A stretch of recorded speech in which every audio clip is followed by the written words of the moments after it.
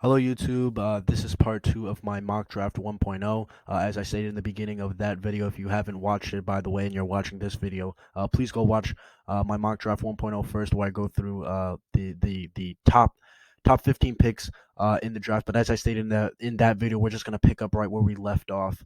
And we left off at the 16th pick. So with the 16th pick in the 2022 NBA draft, I have the Houston Rockets selecting MarJon Buchamp of the G League Ignite, a 6'7" forward who's a great athlete, very quick, very big as well. I think we all saw him in the Rising Stars game. He just looked the part of an NBA player. Looked a lot bigger than most of the players out there. He was just a very fast, very athletic player overall. And what I really like about his fit for the Houston Rockets is on the defensive side of the floor, where I think he has the makings of a very good point of attack defender, not only with his athleticism, which will allow him to not only be physically capable, but also I think he's a very good athlete as well, especially laterally. As we all know, as I stated before, he can get out in transition, but I really like his lateral quickness as well. I think he's going to be able to guard twos and threes in the NBA. And as we both know, Houston's backcourt and Kevin Porter Jr. and Jalen Green are both pretty poor or pretty net negative defensive players at this point in their career. So I think MarJon will be able to come in from day one and help them out, defending the perimeter for this Houston Rockets team. And I think he just shows he's not only will the athleticism allow him to guard out on the perimeter, excuse me, but I think he's just shown good instincts, and he has been a very solid point of attack defender. And I think a defender overall, in the G League. On the offensive side of the floor, I think he will struggle in terms of his shooting. I think he does have some mechanical issues to work out. I think his release could be a little bit higher. But as I stated in my last bullet point, he's the Houston just isn't winning right now, and they're not going to be in a position to win, even if a player like Paolo comes out the gate running, and a player like Jalen Green takes steps, maybe Kevin Porter Jr. as well. They're just not going to be in a position to be very competitive, maybe the play-in tournament at best. So I think that they can afford to draft, MarJon and allow him to get up shots throughout the season, as that can be seen as a long-term project with him. But I really like his potential as a cutter for this team. I think we all saw it in the Rising Stars game, the way he was just able to get out in transition and be a force, finishing dunks and whatnot. And I think that could really translate to his half court game, and especially I think he can have synergy with a player like Paolo Banchero, who loves to be a playmaker out the mid post, not only feeding his big men but feeding cutters as well. Players like AJ Griffin and Wendell Moore, who we will talk about later on in this video. But I think not only can he have synergy with Paolo, but I think he can also improve the playmaking of guys like Kevin Porter Jr. and Jalen Green as well. As just how big and strong and athletic he is. He's just going to be able to cut past guys, whether that be through face cuts or whether that be through backdoor cuts. Maybe run some specific plays for him. Maybe Steven Silas can run some plays for him in order to get a quick bucket, a quick backdoor, fake like a floppy set for Garrison Matthews, and then it turns into like a MarJon Buchamp a backdoor cut. Maybe it could be the first screener, then whoever insert whatever big man is on the lineup be the second screener, and then the big man screens for him. Whatever. We don't have to get into place right now, but overall, MarJon would just give the Houston Rockets, a big wing that could help out defensively on the perimeter, be a very solid point of attack defender for them, and also be a very solid cutter, and would help develop the playmaking of not only their young guards but also have great synergy with their third pick in the draft, and Paolo. Moving on to the 17th pick in the 2022 NBA draft, I have the Minnesota Timberwolves selecting Kansas guard Ochai Agbaji. Ochai is a 6'5" athlete with a plus wingspan. He has a 6'10" wingspan, very athletic as well, very quick, especially laterally. He's just able to get to his spots on the court, and not only that, but he is one of the best shooters in college basketball overall. I just released a scouting report on him right before I decided to do my mock draft, so I'm not going to go too much in depth with him. I'm really just going to talk about his fit more so with the Timberwolves. But as I mentioned in this video, he's just an excellent point of attack defender, just because of his length, his athleticism, and just his overall IQ as a point of attack defender. And I expect him to be able to translate to the NBA level and guard ones through threes. I think that's a very much in the realm of possibility for him. And for a Wolves team that doesn't necessarily have the best of perimeter defenders, they have some talent like Jaden McDaniels. I expect Jared Vanderbilt as well. I saw Thinking Basketball made a video where he stated that D'Angelo Russell has been, a pretty good, defensive floor general for this team. Anthony Edwards, I think, has taken a slight step, maybe not what you would like, but I think it's he's made slight progress as a defender, not exactly the most consistent one, but still. But I think Ochai would automatically come in and be their best guard defender, right? Vanderbilt and McDaniels are more so forwards as opposed to guards, and I think Ochai would come in from day one and be the Wolves' best guard defender. And although I did state in his video that I do have some concerns about his release, just how quick his shot is, and just his overall wingspan and his confidence as a shooter, I expect him to at least be a respectable 3-point shooter from day one. And overall, I think that he would just, this is a roster that is just devoid of two-way talent. There are just a lot of players that are either good on one side of the floor and then bad on the other. Towns and Anthony Edwards are better offensive players than they are defensive players. I would say the same thing for D'Angelo Russell. Vanderbilt and McDaniels more so defensive players. So even Malik Beasley more so of an offensive player than a defensive player. So I think Ochai would legitimately be a two-way player for this Wolves team that will come in from day one. Contribute at a position of need. They don't really have a two-way player at the guard spot. And be able to compete and help them win from day one. Not only being able to space the floor for Cat and D'Lo and Anthony Edwards, but also be able to effectively guard, the opposing teams. Maybe not their best perimeter player, but are probably their second best perimeter player. From day one, obviously, it might take him a little bit, but at Ochai's best, I expect him to be a two-way, a legitimate two-way force. And Ochai just feels like one of those players where they kind of just slip in the draft. And then they come in from day one and have an immediate impact, and then everybody's like, "Oh, well, how did this player fall so far in the draft?" I kind of get those vibes with Ochai, but I'm not going to let that happen. I think 17 is a very adequate spot for him, and yeah, I think he's going to be able to help the Minnesota Timberwolves win from day one. Moving on to the 18th pick in the 2022 NBA draft, I have the San Antonio Spurs with their second selection taking Baylor forward Jeremy Sohan. Now, Jeremy Sohan is a two-way 6'9" wing. He is 18 years old. And this is a pick that I feel like not a lot of people are going to like. I feel like a lot of people kind of have Keegan Murray pegged in as the forward, as the foreman of the future for the San Antonio Spurs, but I just disagree. I went a lot in depth with Keegan Murray in his individual scouting report, and we will obviously get to him later. But I really like Jeremy Sohan with the Spurs just because of his defensive versatility. He's in my opinion, he's arguably I have him as a top. He's at the very least a top five help defender in this class, and arguably the best defensive communicator in this class. That's a very underrated part of Jeremy Sohan's game. He is kind of like the safety or the middle linebacker of the San Antonio, not the San Antonio Spurs, hopefully in the future of the San Antonio Spurs defense. Before this Baylor defense, he's always telling people where to go. He's always reading plays, telling guys to switch, get through the screen. And he's just always, his head is always on a swivel. He always knows what's going on. He's just such an awesome weak side defender. As I mentioned in this video, he doesn't offer too much, rim protection. However, when you have a center like Jakob Poeltl, who is one of the best rim protectors, in the league, one of the more underrated centers in the league, I feel like that Jeremy Sohan would be able to blend in very well with him, and I feel like he's more so of a help defender more so than a point. He's a decent point of attack defender, but I feel like he can get beat by quicker guards and quicker players in general, more shifty players. His lateral quickness isn't exactly great, but he would be surrounded in this scenario. He would be surrounded by Devin Vassell, who's a good point of attack defender, DeJounte Murray, an All NBA, all defensive guard. Johnny Davis is also a very solid point of attack defender. So he'd be surrounded, Keldon Johnson as well. You'd be surrounded by a lot of very strong on-ball defensive guards that can kind of mask for his on-ball weaknesses, while he can kind of, be like that safety and just kind of roam around and navigate guys, which I think is an awesome fit. Offensively, he definitely has a lot of work to do in terms of shooting. But San Antonio isn't going anywhere. I hate to break it to people. This team is they're just not ready to compete. Same thing that I said with Houston and Marjon Buchanan in terms of his jumper. The same thing applies to Jeremy Sohan. The Spurs are not going anywhere. It doesn't make sense to take a 21-year-old And I think Jeremy Sohan is just a much better ball handler than Keegan Murray. I'm not a fan of Keegan Murray's game. He's just so post dominant.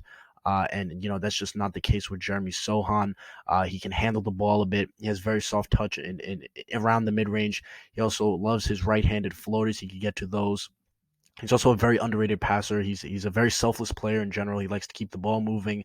And he does a great job of hitting cutters. He has a very good two-man game with Kendall Brown as well, which I think could translate to the NBA very well. However, that shooting, although it is a question, just being paired with all the defenders, with all the other playmakers on the team, he would have Johnny Davis on the court with him. Also, guys like Kendall Brown. Hopefully, Devin Vassell takes a step in year two, as well as a player like DeJounte Murray, of course, the Spurs All Star. So, in my opinion, I think Jeremy Sohan would be the long term forward and is the pick here for the San Antonio Spurs. Moving on to the 19th pick in the 2022 NBA draft, where the San Antonio Spurs have their third selection of the first round and their final selection of the first round. I have them selecting Dominican Republic point guard and also the point guard for overtime elite, Gene Montero. Gene is a 6'2 point guard. In my opinion, he is arguably the best overall playmaker in this class. I feel like he's in the discussion with guys like Ty Washington. I feel like Jaden Ivey's ability to put pressure on the rim and kick out would automatically put him in that conversation. I feel like Nikola Jovic is also in that conversation. Another guy that we'll talk about later on in the video is also in that conversation. But Gene Montero's just upside as a playmaker is just incredible. He's able to make pretty much any pass in the book, whether that be full court, transition passes, bounce passes across court, full court passes, no look passes, whether he can hit bigs, in pick and roll situations, find cutters, hit the open man out on the perimeter when he attacks the paint. Excuse me. He can pretty much do it all playmaking wise. In my opinion, I know I just said that he is in the conversation, but I genuinely feel like G. Montero has the best playmaking talent in the class, and he also has a lot of upside in terms of his ability to be an on-ball shooter. I think he has a lot of range in his shot. I think the mechanics are a bit. I think they could definitely use some work, and I think overall he just needs a lot of polish offensively. But he's a pretty terrible defensive prospect. I'm not gonna lie, just because of how small he is, of his lack of high end athleticism. As well as just his instincts aren't there, and just I didn't really see the effort there or the engagement or the technique there during his time in overtime elite. Really, what propels Jim Montero to be such a high pick is just his offensive upside. Is just an on-ball creator, a guy who can space the floor on with the ball in his hands, as well as just how good of a playmaker he is. And I feel like this is the pick for the San Antonio Spurs because I just feel like at this point in the draft, G Montero is just the best player in the on the board. And I feel that again, as I just stated a pick earlier. San Antonio is not going anywhere, and as I state here, I feel like it makes sense within the team, since they don't really have a player who can not only play make like G Montero. Maybe DeJounte Murray is a very good playmaker, but G Montero's upside as a self creator, as a guy who can create his own jump shot and can shoot the ball from as far out as Gene Montero can, that's just not part of DeJounte Murray's game. And I feel like that kind of limits DeJounte Murray's overall impact as a player. And to grab a point guard with that level of upside offensively is just something that this team doesn't have. I feel like they kind of have their center moving forward in Jakob Poeltl, with the Jeremy Sohan pick. That combined with guys like Devin Vassell, excuse me, Keldon Johnson, I feel like San Antonio kind of has their wings, locked up moving forward out on the and then for the rest of the guard positions, they kind of have Johnny Davis moving forward as their long term two. They still have Lonnie Walker. What they have to decide what they want to do with him. Excuse me, and they also have DeJounte Murray as the short term point guard at the very least. So G Montero can come in and at least be the backup point guard from day one. I'm not a big fan of Trey Jones. They kind of have a hole as the backup point guard in the short term, and I feel like DeJounte Murray will be able to fill that very well. He'll give the San Antonio team, a different change of pace, and if he can hit his offensive ceiling, I feel like he would replace DeJounte Murray as the point guard for this team. And I feel like even with all his defensive concerns, again, he'd be surrounded by Jakob Poeltl, Jeremy Sohan, Johnny Davis, Devin Vassell, Keldon Johnson, just a very stout defensive unit next to him. So I feel like it could really work out with San Antonio. So at the end of the day, I feel like G Montero is the pick at number 19 for the San Antonio Spurs.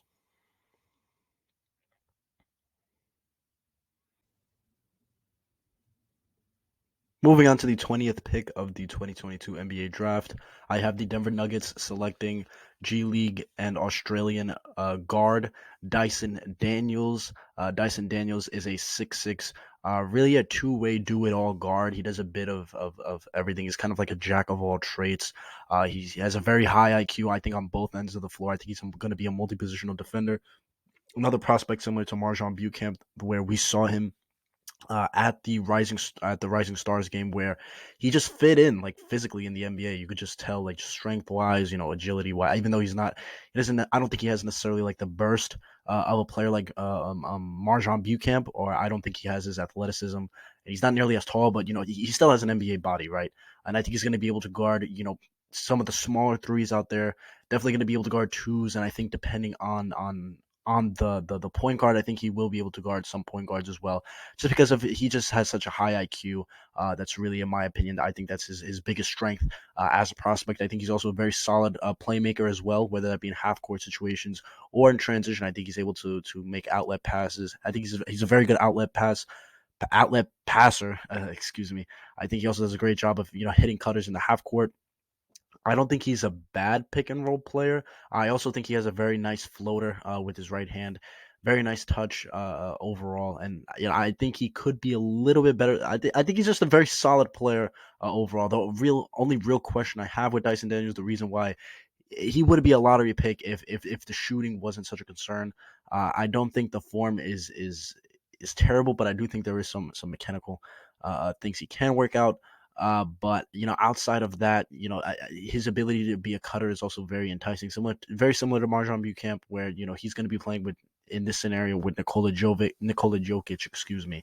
Jovic is going to be playing in Memphis, but Dyson Daniels will be playing with Nikola Jokic, and I think he would serve as another cutter. I think with his build. And even though he doesn't have, the burst of a player like Marjon Buchamp, he's still an athletic player, and I think he has untapped. I think he's a solid cutter, but I think he has even more upside as a cutter, and I think Mike Malone could definitely use him as such, next to the greatest passing big of all time, right? And outside of that, I think why I really like this pick is that he addresses Denver's biggest need, which is perimeter defense. Not necessarily the year after the bubble, last season when Jamal Murray went out, when they were just when Denver was on a tear. I think they went 9-1 after the trade deadline after acquiring Aaron Gordon. I wasn't necessarily all that big on Denver just because this team just has no perimeter defense like at all from the guard positions. Aaron Gordon is much more of a big defender than he is, a perimeter defender. Michael Porter Jr. is not stopping anybody out on the perimeter. Will Barton is an average defender to, maybe slightly above average defender at times. Jamal Murray is not a good defender. Monte Morris is a bad defender, and Facu is a pretty. He's an aggressive defender, but he's just so small that he just can't really make a real plus level impact on the defensive side of the floor. So, acquiring a player like Dyson Daniels, he would automatically come in and be this team's best, perimeter defender, in my opinion. And I think he would be a real asset, for this Denver Nuggets team, just being able to guard a multitude of different players out on the perimeter. Which is their biggest need. Once they get everybody healthy, having a versatile piece like a versatile two-way piece like Dyson Daniels, who they can really rely on the defensive side of the floor, I think would go a long way, for this Denver Nuggets team. So I think Dyson Daniels, with the 20th pick for the Denver Nuggets, is the right pick. Moving on to the 21st pick of the 2022 NBA draft, I have the Dallas Mavericks selecting French big Ismail Kamagate, a 6'10" rim runner. And I really like this pick because I feel like Kamagate is the best big on the board. In my opinion, I don't necessarily think it's all that close. Even though most of the bigs left are all in both are all of them have a similar play style in terms of them all being rim running, rebounding, shot blocking bigs. I think Kamagate is the most athletic of the bunch. I think he's the most mobile of the bunch. I think he's shown real upside as being able to guard the perimeter, and the way he's able to just get out in transition, and I think he's a very effective cutter and just an off ball scorer in the half court. As well, and just the way he's able to get up for lobs, I feel like would just be such a great fit with this Dallas Mavericks team. Given the fact that Luka is not the most athletic of players, and really just overall this Dallas Mavericks team is kind of just lacking in athletes outside of maybe Dwight Powell. I feel like Kamagate would automatically come in, be their best athlete, and be their day one starter at center, which is a huge position of need now that Kristaps Porzingis is no longer on this roster, and I don't feel like Dwight Powell is a starting caliber center in the NBA. I feel like Kamagate could come in and just do what he does best, just run, finish around the rim and block shots. I think he's a very impressive shot blocker. His athleticism around the rim is felt. I think his presence around the rim is felt, and I think he's shown real versatility in terms of being able to guard out on the perimeter. He's shown real upside, in that aspect of his defensive game, and I feel like adding Kamagate will not only shore up, Dallas's rim protection, but I feel like it also give, with his mobility, it would give Jason Kidd another, versatile, big. Uh, he's a center, but I feel like he can do he could adequately guard fours as well at the NBA level. So it would just give him another big, a defender to use, on top of Maxi Kleba, Reggie Bullock, and the likes of the rest of the defenders that Dallas Mavericks that the Dallas Mavericks have. Just adding another solid defensive piece to that stout unit. I feel like he would be a great pick and roll partner for Luka from day one. I think he definitely needs to work on his free throws, but just given how athletic and mobile he is, out of the centers remaining on the board, I feel like Kamagate is definitely the best of them. And I feel like this is right around the range of where he should go. I know that I've just been talking about how he's the best center on the board, but I also feel like this is an appropriate range for a very athletic, shot blocking center who has shown upside of being able to guard out on perimeter and out on switches. So, in my opinion, I think Ishmael Kamagate is the perfect, not only fit but the perfect pick for the Dallas Mavericks at 21. Moving on to the 22nd pick of the 2022 NBA draft, I have the Milwaukee Bucks selecting Tennessee point guard Kennedy Chandler. Now, this is a pick that I really struggled with. I really didn't know what to select at first for the Milwaukee Bucks. At first, I was kind of leaning towards Keegan Murray, adding another forward piece. But, given that his game is very post oriented, I know that he can shoot out on the perimeter, but I don't know how reliable he's going to be, in clutch and, in meaningful playoff, minutes. Especially since Giannis is just so dominant around the rim, and we'll get to Keegan Murray later on in the video. But I decided to land on Kennedy Chandler, and the reason behind my well, I'll start off by talking about Kennedy Chandler since I haven't done a full breakdown on Kennedy Chandler yet. But he was a player that I wasn't really all that high on coming into the season. I thought he really struggled in FIBA. The most of the time, I stated this in my Chet Holmgren video. I remember when I made it at the time, I was just like, I came away super impressed with Chet, and all the time I was thinking, if only he had a point guard, right? And that speaks volumes to what I thought about Kennedy Chandler's performance. And he was pretty. He started out pretty good. So far in the beginning at Tennessee, kind of slowed. He was pretty bad in the middle of the year, like the beginning to middle of the year. But then lately, he's really taken off.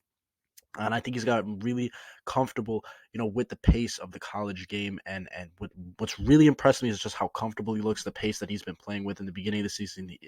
He was just not really the beginning, but towards the earlier parts of the season, he just looked very rattled a lot of time. He didn't look nearly as comfortable as he is now. He didn't look nearly as quick or athletic as he does now. It seems like he's just able to get to his spots at will. He's able to get to the rim at will. Kenny Chandler's just able to do whatever he wants offensively at this point. And that's just very impressive to see. And despite the fact that he is only 6 foot, he's strong for how short he is, and he's able to his body control around the rim is very impressive. He's able to, again, as I stated, get to the rim at will. He has a pretty solid handle. He's a very unselfish player as well. He's going to make that extra pass if it's there. He does a great job of finding big men in pick and roll situations as well. He's a pretty feisty defender. I don't think he's an awesome defender, but I think he does a good job of playing passing lanes, and he will pick your point guard's pocket if the chance is there. But what I really like about this fit for the Milwaukee Bucks is that he gives them another offensive creator. This is a team that outside of their big three just doesn't really have all that many offensive options. So Kennedy Chandler adds a fourth player who can do something with the ball. Maybe Jordan Noir will break out for in the second half of the year for the Milwaukee Bucks, but I really like Kennedy Chandler as their fourth. You know, he would really step in and be the fourth scoring option for this Milwaukee Bucks team, and I think it might take him a bit to get adjusted to the NBA game as it did for take him a bit to get adjusted to the college game, but I think it's a pick worthwhile for the Milwaukee Bucks. Just his shot making. I think the mechanics are pure, but his shooting pocket, as I state in my bullet points, it's a bit too close to his body. I like to see it be spaced out a little bit more. But what I really like about Kenny Chandler is just as I talked about that unselfishness, his playmaking ability, and when you really look at the numbers for the Milwaukee Bucks, as I stated before, I was really struggling to find a proper pick for the Milwaukee Bucks. And when I was looking at their numbers, they ranked dead last in passes this season. That's terrible. That's not good. I know that this is a very isolation heavy team, and I know that it's really just the big three out there. So adding another player like Kennedy Chandler, very solid point guard, high IQ point guard, an unselfish point guard, to help move the ball and get this offense more alive rather than just Chris Middleton, Drew Holiday, and Giannis isolations, right? But I think that Kennedy Chandler would really help them in terms of being dead last in passes, and they're also bottom 10 in assists. So I think Kennedy Chandler would come in from day one, even if it is going to take him a little bit to get adjusted to the NBA. I think he would help the Milwaukee Bucks in both of those aspects. So at the end of the day, I think he would help not only as a creator, right, a guy who can give a player like Drew Holiday some rest, as Drew Holiday kind of is getting up there a little bit in age. Kenny Chandler can just be like that young guard, run the backup, run the second unit for the Milwaukee Bucks, but he could also help them in terms of being bottom 10 in assists and also being dead last in passes this season. So with the 22nd pick for the Milwaukee Bucks, I have them selecting Kennedy Chandler.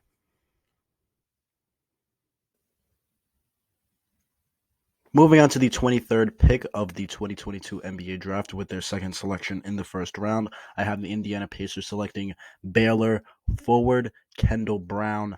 Now, Kendall Brown is a very interesting prospect. He's a pretty divisive name. I've seen a lot of people have him right around this range, and I've seen a lot of other people have him, as a lottery prospect. Now, I already made a video on Kendall Brown, but I'll just go over him really quickly as a prospect. I think he's a much better defensive prospect than he is an offensive prospect. Well, maybe.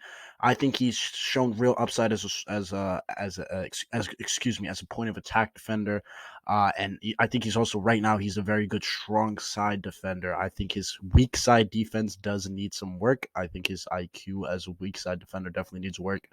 I think it definitely helps that he's playing alongside, a defensive floor general like Jeremy Sohan. But it's his offensive game just scares me so much. It's just the handle I have questions about, and then just the jump shot, the mechanics, the release. It all just needs so much work, and the fact that he doesn't really shoot the ball ever is just another huge red flag.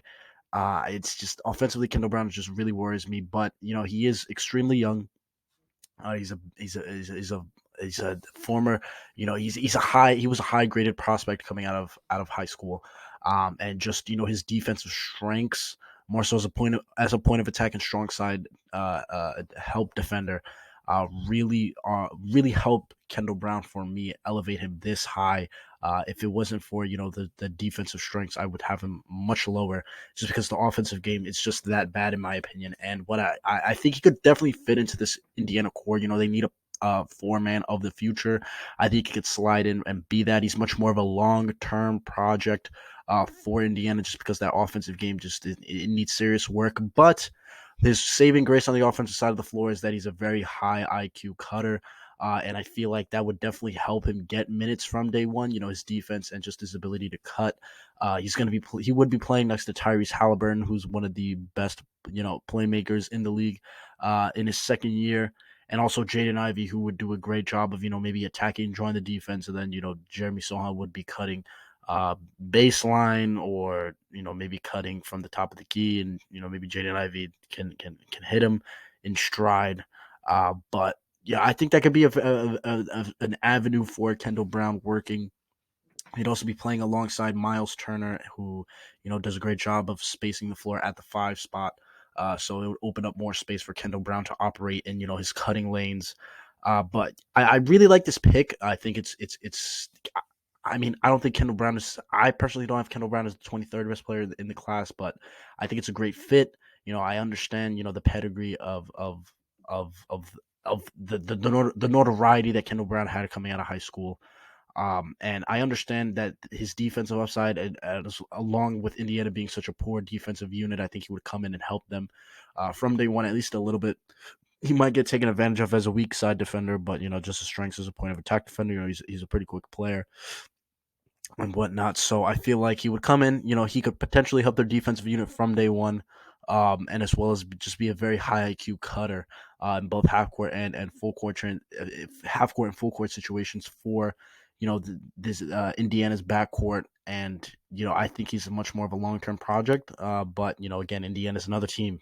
Just like the Spurs and the Rockets, they're not going anywhere. They are not going anywhere. So banking on a long term project at the 4 spot, a position of need, is ultimately what I would do if I was Indiana in this situation. So with the 23rd pick in the draft, I have the Indiana Pacers selecting Kendall Brown.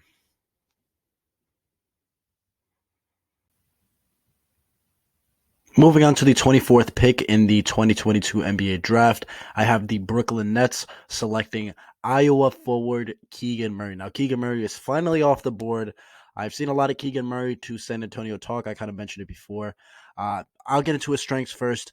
I think he's an awesome defender. He's a great point of attack defender. Just his length and his discipline on ball is very good. I think he can get beat by more shiftier ball handlers, but generally he's a very good point of attack on ball defender. And his weak side awareness is very good, and his communication is very good, kind of similar to Jeremy Sohan. I think Jeremy Sohan is a little bit better at it, and I think Jeremy Sohan is 3 years younger. But Keegan Murray's ability to navigate traffic, navigate screens, kind of tell his teammates where to go, is very impressive. I think he's just an overall very good defensive prospect. Now, one more strength is we'll go to the offense side of the floor. I think he's shown legitimate promise as a pick and pop player. Um, yeah, I think this form is a lot. For some reason, this form is a lot quicker. His just shot in general is a lot quicker when he's in pick and pop situations. But yeah, I'm gonna be honest. I'm not a big Keegan Murray fan. I felt like for the needs of Brooklyn, he kind of fit what they needed. I feel like that pick and pop upside can be a really good fit next to Ben Simmons, as they're both kind of rangy defenders, and I think Keegan Murray is also a very good rebounder, especially a defensive rebounder. I think he's very aggressive, very physical on the glass, kind of imposes his will, which is a good fit next to Ben Simmons. I think that they could be a very good fit as a front court. Excuse me.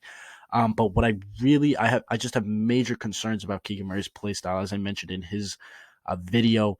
He's just so post reliant. He just plays like a '90s big man most of the time, and I understand that he's shown the ability to shoot, but even then the shot is kind of slow, and just he's just way too reliant on the post for me. And I understand that he's a very solid post player, but he's 6'8". If he was 6'10", 6'11", and he had the same game play style, he'd be a lottery pick, no question. But just given how post reliant his game is. And I'm not saying he's a bad post player. It's just that he's not going to be able to get those shots off at the NBA. And, he's creating his own shot, like actually having to, use a handle and, break a guy down. It's just, he's just not all that great at it. The handle is a bit loose. And I think the shot on ball is slow. It's pretty slow.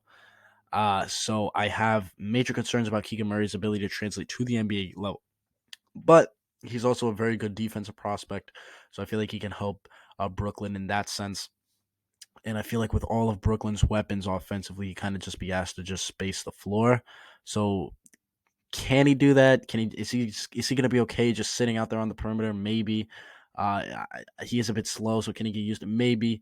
I feel like he's much more of a four. I feel like in Ben Simmons exclusive lineups, he could be really useful.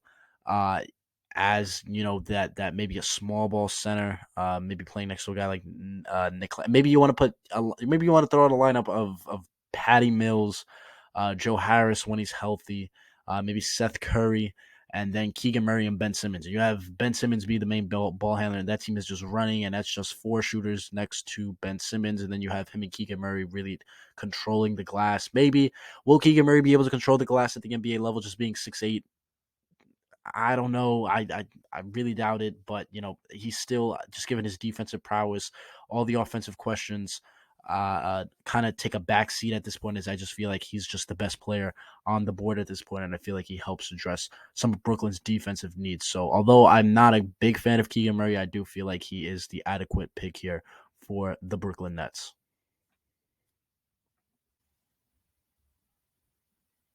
Moving on to the 25th pick at the 2022 NBA Draft, we have the Memphis Grizzlies up with their second first-round selection. And with the 25th pick, I have them selecting Duke center Mark Williams. I'm not the biggest Mark Williams fan. He is, as I mentioned before with Ishmael Kamagate, all the centers left really after, I'd say, Walker Kessler are really just exclusively rim-running bigs.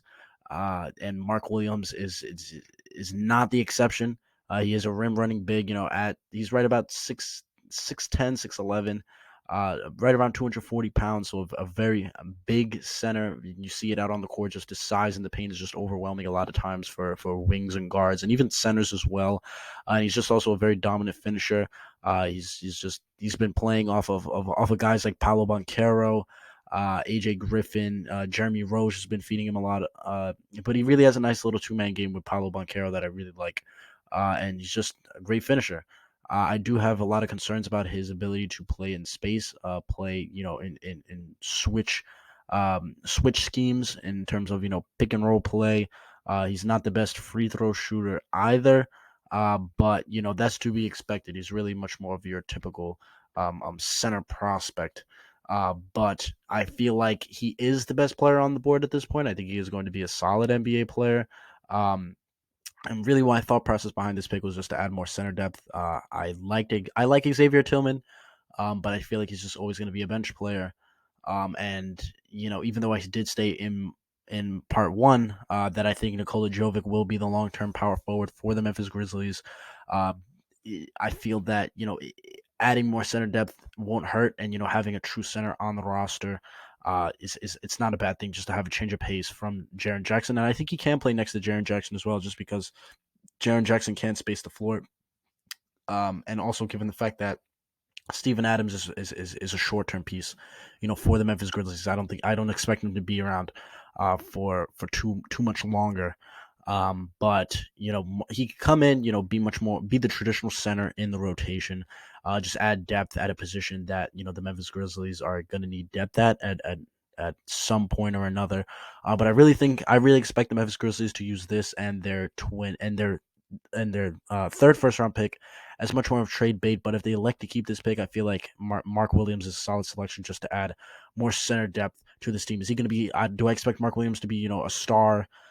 No, just because just his questions about his mobility and just his free throw shooting and just his offensive game outside of just finishing around the rim. But he's the 25th pick to get a solid rotational center at this spot, at a position that you will need depth in sooner rather than later. Is not a bad thing. So with the 25th pick in the draft, I have the Memphis Grizzlies selecting Mark Williams.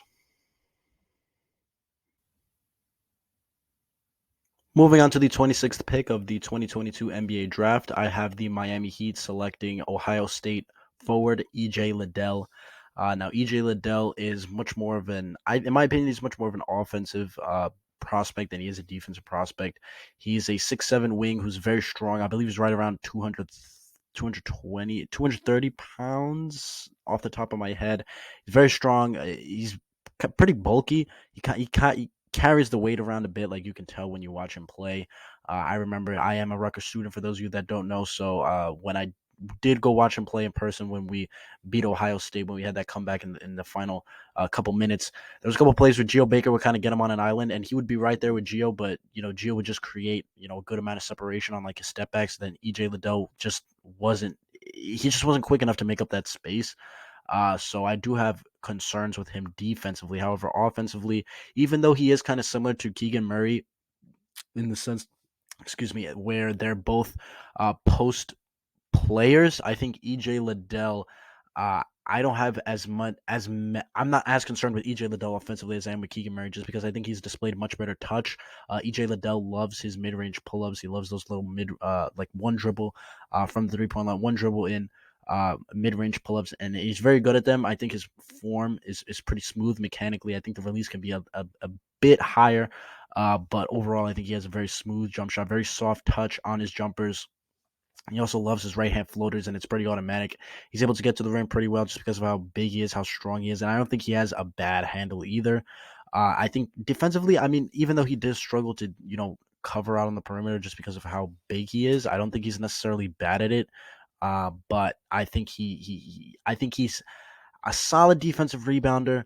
I think he can be a bit of a force down low at the end. I think he's going to be able to guard, a position up in the NBA. Really, he's a small forward, but just because of how big and strong he is, I think he can. Yeah, he's going to be a forward in the NBA. He's going to have to play the power forward, the 4 man spot, and I think he's going to be able to guard most fours just because of how again big he is.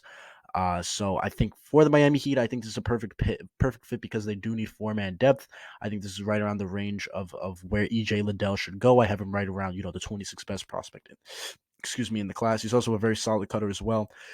Wouldn't need the ball in his hands. Offensively, he kind of just play off of Jimmy and Kyle Lowry and Tyler Hero, hit spot up threes, take those one dribble mid range shots when the defense closes out to him. He can also shoot his floaters as well. He's also a very underrated passer.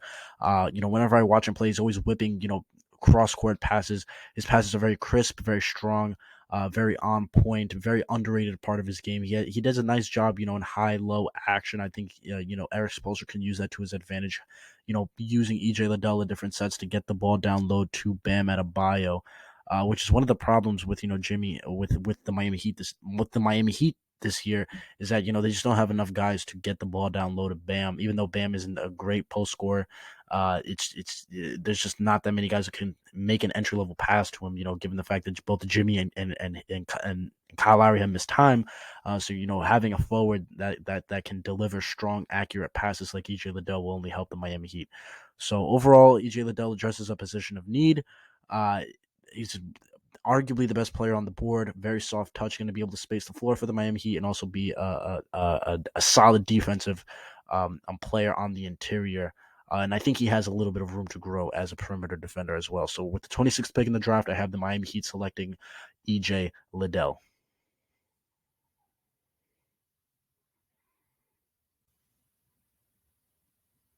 Moving on to the 27th pick in the 2022 NBA draft, I have the Chicago Bulls selecting Duke wing Wendell Moore Jr. Wendell Moore is another player that I haven't made an individual scouting report on, so I'll just give a quick background on him. He's a 6'6 wing. He's a junior. He's 20 years old. He's really an all-around player for Duke. He's one of their better glue guys. I'd say him and AJ Griffin are really the glue guys of the team. He's a very good shooter. He's shooting about 40% on right around 3.4 attempts per game. Very efficient, efficient finisher at the rim. One of the better wing finishers at the rim, in my opinion. I also think he's a very reliable playmaker. I think he's shown. I think he's an unselfish player, but I think he's shown flashes of being of making some advanced reads in terms of cutters, and also he's shown a little bit of flashes as a pick and roll ball handler as well. I think he's also a very solid defender. I think he plays passing lanes very well, and I also think he's a solid on-ball defender. I think his help side defense is also very solid. I think Wendell Moore is just a very, very solid overall prospect. And now the way I see him fitting into the Chicago Bulls team is just, being a role player off the bench that doesn't necessarily have to rely on, Lonzo or Zach LaVine or DeMar DeRozan to create for them. Their bench is kind of lacking in guys who can, make decisions on their own, really, without having to rely on any of the stars on the roster. And I think Wendell Moore would do a great job of that. He would not only be able to space the floor for those guys, but I think he can do a little bit with the ball in his hands. He would keep the ball moving, very unselfish player, just really be that connective tissue that he has been for Duke, for the Chicago Bulls. I really like Wendell Moore as a prospect. I wanted to draft him higher. I didn't see like a clear fit. I felt like other teams just had other needs that they needed to fill. Because I feel like after a certain point in the draft, you're just drafting for. I mean, of course, you have to take into account, which are the best players on the board. But if you're the Milwaukee Bucks and you have a clear hole at if you and you rank bottom and you're the worst team uh, passing the ball wise, I think taking Kennedy Chandler, would have been benefit situations like that, right? So I think I definitely like Wendell Moore more than the 27th best player in the class. Maybe you can make an argument for it. You could definitely make an argument for him going higher than 27, but I think it's a no brainer fit for me personally. A lot of people would have drafted a 4 here, but I feel like Patrick Williams coming back healthy next year was a hand injury, so it's not like an ACL injury, nothing like that. So I think he will be fine next year. So adding another wing off the bench that can shoot, really a 3 and D wing, and he can help. And what I really like, what I mentioned in my last bullet point, is that he did a great job during his tenure in Duke at creating turnovers through steals. And I feel like I feel like that can really translate to the NBA level, because I think he does a good job of anticipating passes in passing, specifically as a strong side defender. And I feel like that could really translate over to the NBA level, where he can help bolster that Chicago Bulls defense that really prides itself on creating turnovers, and being a great defense that way. So overall, Wendell Moore, just a really versatile wing. As I mentioned before, just a connective piece off the bench for the Chicago Bulls team that is kind of lacking in viable bench depth. So yeah, with the 27th pick in the 2022 NBA draft, I have the Chicago Bulls selecting Wendell Moore Jr.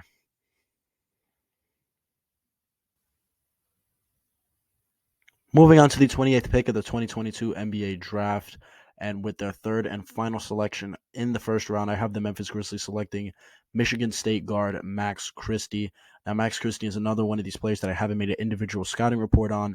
However, so I'll just give a quick background on him. He is a 6'5" shooter, pretty lanky, pretty thin, um, smooth stroke. I think his release is a bit inconsistent in terms of its elevation. Whenever his shot is pretty low, it tends to not go in, and when it's pretty high, it tends to go in. And if he can just become a more consistent, uh, if his release can become more consistent elevation wise and just be higher consistently, I feel like he would be a much better shooter. The percentages will look a lot better than they are.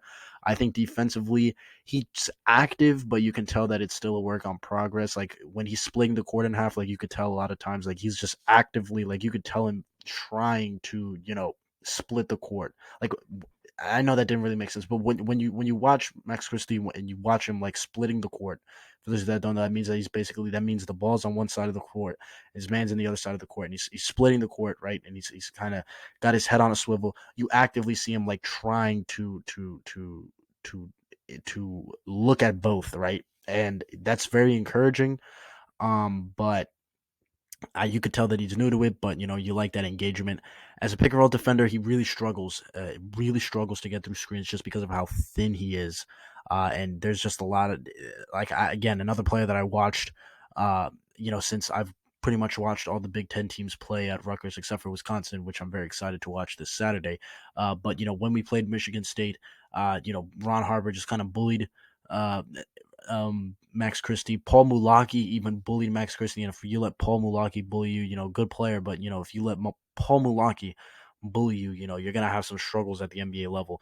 And he really struggles to get through screens as well. Again, just because of how thin he is. Then offensively, he's shown flashes of a pick and roll ball game of a pick and roll game. Being able, I think he's shown real promises at being able to snake ball screens. Get to his pull up game, but and also his ability to catch and take one dribble, one mid range dribble, and get up a shot. I think he's shown real promise with that too. I think the handle is a bit of a work in progress too. Just a really raw prospect overall, but you see a lot of flashes with him. And I didn't necessarily think. The reason why I selected Max Christie with this pick, I kind of blanked for a second. I apologize, but I really I think that he's just the best player on the board, and I was gonna go with a point guard with this pick. But even with Trey Jones being actually not Trey Jones, Tyus Jones being a free agent, it's just I think Max Christie's just a better player than any of the point guards on the board. I think it's just better value. And just given all the ball handlers that Memphis would have at this point, with Nikola Jovic in this draft, They'd have a guy. You still have Ja. I think Desmond Bain can handle the ball in spot situations, even Dylan Brooks to a certain extent. And I expect Tyus Jones to be back with his team. I didn't really want to draft a point guard here, and I felt like Max Christie was undeniably the best player on the board. And again, he's much more of a long term project for this team. They would kind of have a logjam at the guard spots, regardless if I picked a point guard or not at this point. With him, Dylan Brooks, Desmond Bain, so he's much more of a he would be much more of a long term project, but in the short term, he would just offer floor spacing for this Memphis team, and I could easily see him, as I mentioned, with their second first round pick. I could easily see them using this pick or him as trade bait in the future. So with the 28th pick in the draft, I have the Memphis Grizzlies selecting Max Christie.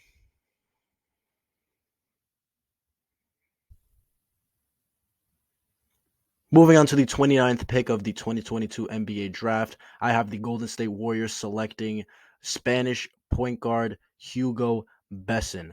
Now, this is a pick that might shock some people, but I think Hugo Besson is actually a very good point guard prospect.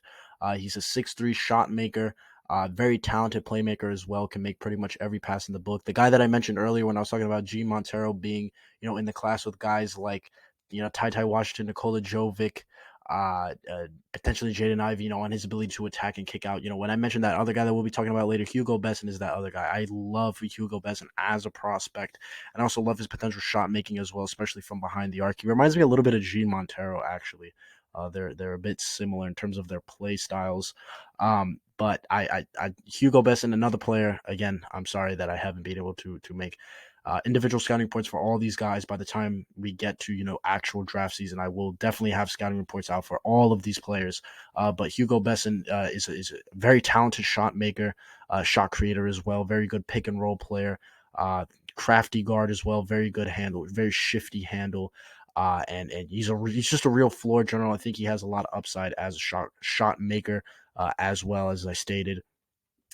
Some of his weaknesses include, just his defense. I think his IQ in all aspects. He's a pretty poor defender. Very similar, kind of reminds me a lot of G Montero. Actually, they're kind of similar strengths and weaknesses. But one thing about Hugo Besson is his decision making. I think he takes a lot of difficult shots, a lot of unnecessary shots.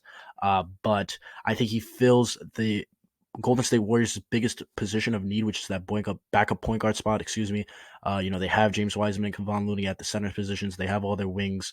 It's just that backup point guard spot. And I was debating JD Davidson here, but I feel like Hugo Besson is much more of a floor general. What they need is a floor general, somebody to really handle that second unit. And Hugo Besson, I think, does a better job of that than JD Davidson. Remember, I just stated that, the later part of the first round, I feel like, is all about fit.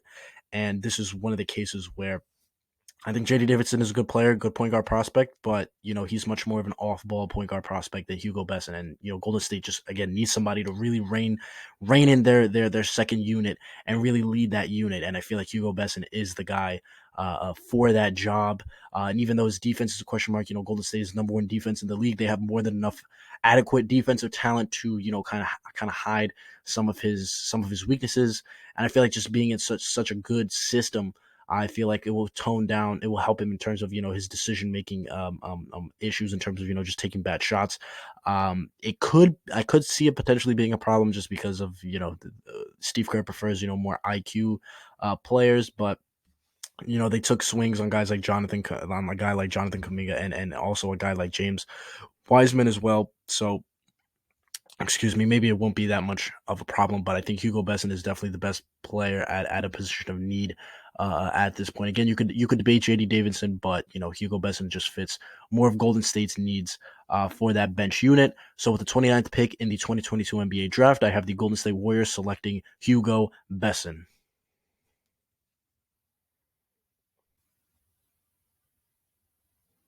And with the final pick of the first round, with the 30th pick in the 2022 NBA draft, the Oklahoma City Thunder select Nebraska guard Bryce McGowens. Now, Bryce McGowens is a prospect that I struggle with. He's a 6'6", incredible athlete.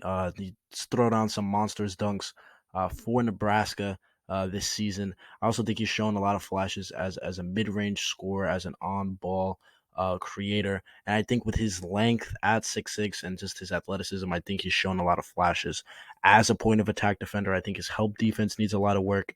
I think his consistency with his 3-point shooting needs a lot of work. I think his release, some of his mechanics need some work.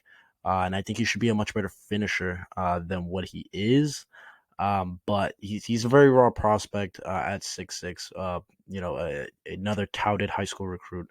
I originally thought in the beginning of the season that he would be a one and done, but he's played pretty solid enough that I think he's earned himself, a late first, early second round selection in this class. And I think, for the Oklahoma City Thunder, they'd be acquiring another athletic wing that they can pair with their guard trio that they currently have. A player that they can kind of grow into a scorer, a player who's pretty moldable. As we mentioned with a couple prospects, player that I feel like Bryce McGowan's Oklahoma City can kind of just take this athlete and kind of turn him into whatever they want. If they want him to be that mid-range scorer, I think they could develop him that way. If they want him to be much more of a 3-point shooter, I think they could develop him that way also. It's going to take some time, but I feel like it can be done. But, really taking advantage of his defensive strengths and, forcing him to get better as a help side defender. You're putting him into situations where he's going to have to improve. I think would be, very beneficial for him. But again, another long-term project for this Oklahoma City Thunder team, and Sam Presti definitely loves his athletes, and I've tried to keep, these. I know that I stated that with these picks I would more so do in my line of thinking, but I think this is a pretty realistic draft haul for Sam Presti. Getting a athletic wing like AJ Griffin, getting an athletic center like Jalen Duren, and then getting another athletic wing in Bryce McGowan is much more of a long-term project. But I think, walking away with 3 athletes, all being 6'6" and up, versatile defenders, Jalen Duren being a rim protector, AJ Griffin being able to guard multiple positions, and Bryce Cowens being a very solid point of attack defender in his own right. That would be a pretty solid haul. So then the Oklahoma City Thunder would have a young core of Shea, Josh Giddey, Trey Mann, AJ Griffin, Jalen Duren, Jeremiah Robinson Earl, Aaron Wiggins, and Bryce McGowens and Alexei Pokusevsky. And Lou Dort as well. That's a very solid young core for the Oklahoma City Thunder to build around. That's just a lot of players that need a lot of developing to do, but I feel like all of them will take steps, or at least some of them will take steps. I think with this draft for Oklahoma City Thunder, we kind of address multiple positions so that they have multiple options at different positions for competition. So if this player doesn't work out, then maybe this player can, right? That kind of thing. So yeah, with the 30th pick, with the last pick in the first round, I have the Oklahoma City Thunder selecting Bryce McGowens.